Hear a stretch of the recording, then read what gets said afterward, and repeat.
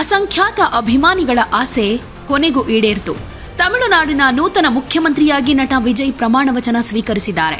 ರಾಜ್ಯಪಾಲ ವಿಶ್ವನಾಥ್ ಅರ್ಲೇಕರ್ ಪ್ರಮಾಣವಚನ ಬೋಧಿಸಿದರು. ದೇವರ ಹೆಸರಿನಲ್ಲಿ ವಿಜಯ್ ಪ್ರಮಾಣವಚನ ಸ್ವೀಕರಿಸಿದ್ದಾರೆ. ಕಾಂಗ್ರೆಸ್ ನಾಯಕ ರಾಹುಲ್ ಗಾಂಧಿ ವೇದಿಕೆಯಲ್ಲಿ ಟಿವಿಕೆ ನಾಯಕ ವಿಜಯ್ಗೆ ಸಾಥ್ ಕೊಟ್ಟರು. ತಮಿಳುನಾಡು ವಿಧಾನಸಭೆಯಲ್ಲಿ ವಿಜಯ್ ನೇತೃತ್ವದ ಟಿವಿಕೆ ಪಕ್ಷ 108 ಕ್ಷೇತ್ರಗಳನ್ನು ಗೆದ್ದು ಬಹುದೊಡ್ಡ ಪಕ್ಷವಾಗಿ ಹೊರಹೊಮ್ಮಿತ್ತು. ಆದರೆ ಮ್ಯಾಜಿಕ್ ನಂಬರ್ 118 ಸಿಗದೆ ಗೊಂದಲ ಆಗಿತ್ತು. ವಿಜಯ್ ಸಿಎಂ ಆಗ್ತಾರೋ ಇಲ್ವೋ ಅನ್ನೋ ಚರ್ಚೆ ಇತ್ತು. ಫೈನಲಿ ಎಲ್ಲಾ ವಿಘ್ನಗಳನ್ನು ಮೀರಿ ವಿಜಯ್ ಪ್ರಮಾಣವಚನ ಸ್ವೀಕರಿಸಿದ್ದಾರೆ. ತಮಿಳುನಾಡಿನ ಮುಖ್ಯಮಂತ್ರಿಯಾಗಿ ಅಧಿಕಾರ ಸ್ವೀಕರಿಸಿದ್ದಾರೆ. ಚೆನ್ನೈನ ಜವಾಹರ್ಲಾಲ್ ನೆಹರು ಒಳಾಂಗಣ ಕ್ರೀಡಾಂಗಣದಲ್ಲಿ ಪ್ರಮಾಣವಚನ ಕಾರ್ಯಕ್ರಮ ನೆರವೇರಿತು.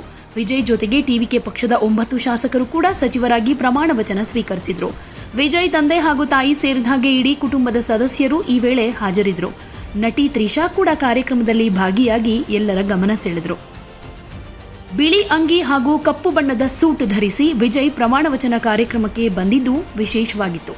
ಸಾಮಾನ್ಯವಾಗಿ ರಾಜಕೀಯ ನಾಯಕರು ಪ್ರಮಾಣವಚನ ಕಾರ್ಯಕ್ರಮದಲ್ಲಿ ಬಿಳಿ ಬಣ್ಣದ ಉಡುಗೆ ಹಾಕೊಳ್ತಾರೆ. ಅದರಲ್ಲೂ ತಮಿಳುನಾಡಿನಲ್ಲಿ ಇದು ಬಹಳ ರೂಢಿ. ವಿಜಯ್ ಮಾತ್ರ ಕಪ್ಪು ಬಣ್ಣದ ಸೂಟ್ ಧರಿಸಿ ಬಂದಿದ್ದು ಸ್ಪೆಷಲ್ ಅನ್ನಿಸ್ಕೊಳ್ತು. ಸಾವಿರಾರು ಅಭಿಮಾನಿಗಳು, ಟಿವಿಕೆ ಕಾರ್ಯಕರ್ತರು ವಿಜಯ್ ಪ್ರಮಾಣವಚನ ಕಾರ್ಯಕ್ರಮಕ್ಕೆ ಸಾಕ್ಷಿಯಾದರು. ಕೆಲವರು ಈ ಅವಕಾಶ ಸಿಗದೆ ನಿರಾಸೆ ಅನುಭವಿಸಿದ್ರು. ಆದರೂ ಸೋಷಿಯಲ್ ಮೀಡಿಯಾದಲ್ಲಿ ಅಭಿನಂದನೆಯ ಮಹಾಪೂರವನ್ನೇ ಹರಿಸಿದ್ದಾರೆ. ದೇವರ ಹೆಸರಿನಲ್ಲಿ ಪ್ರಮಾಣವಚನ ಸ್ವೀಕರಿಸಿರೋ ವಿಜಯ್ ಅವರು ತಮಿಳುನಾಡಿನ ಜನರಿಗೆ ಕೊಟ್ಟ ಭರವಸೆಗಳನ್ನ ಈಡೇರಿಸ್ತೀನಿ ಅಂತ ವಾಗ್ದಾನ ಮಾಡಿದ್ದಾರೆ. ಸಿ ಜೋಸೆಫ್ ವಿಜಯ್ ಎನ್ನುம் நான்